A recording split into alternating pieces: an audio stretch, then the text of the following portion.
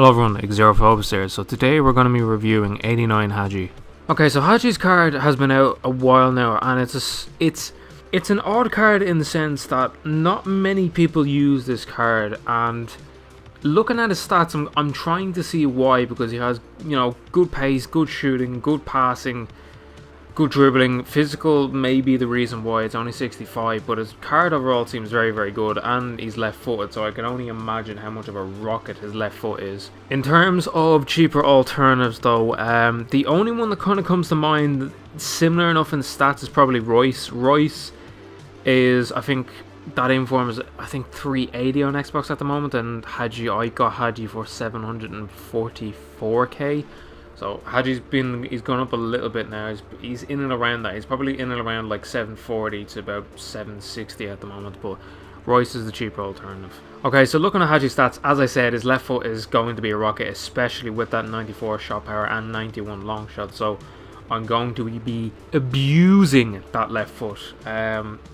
Overall, his card seems good. As I said, the only thing that's kind of worrying is his strength and his aggression.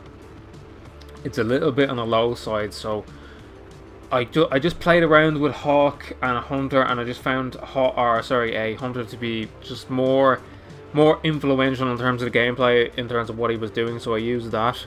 Also, just to note, his stamina on this card, I think this is the best card in terms of stamina. I think he has 82 stamina on this card and 78 on his prime, so that's one thing to note as well that I'll get into when we get into the clips, but I just wanted to increase that pace and increase that shooting. Okay, so this is my team that I use. So I used Hagi in a 4-2-3-1. I played him at cam and also at ram. I just wanted to see could he cut back in on the left foot, but primarily I played him at cam in 4-2-3-1. Okay lads, so just getting into the clips. Hagi is class, really enjoyed using him. The only negative, and it's what I've said before, is his physical. Like, he's not really weak, but he is gonna get fucked off the ball. Like, it's not like Insigne weak, where like if you sneeze on him he's gonna get put off the ball, but he is pretty weak. Stamina wasn't an issue either on this card. 82 stamina was fine. There wasn't any scenarios where I was like, oh my god, I have to take him off near the end of the game. He seemed fine. Left foot is a guaranteed goal every single time.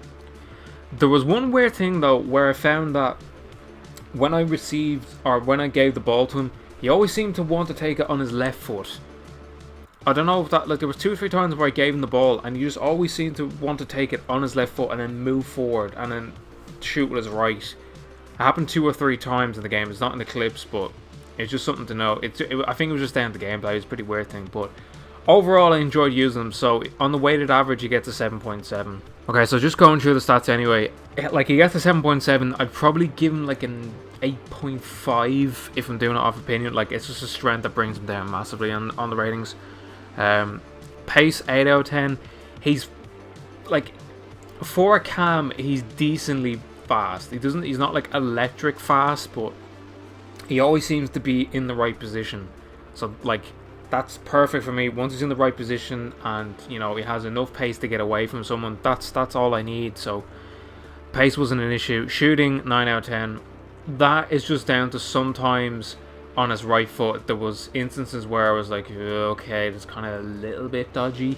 Not too much, but just a little bit dodgy. He usually finished everything on his left foot though.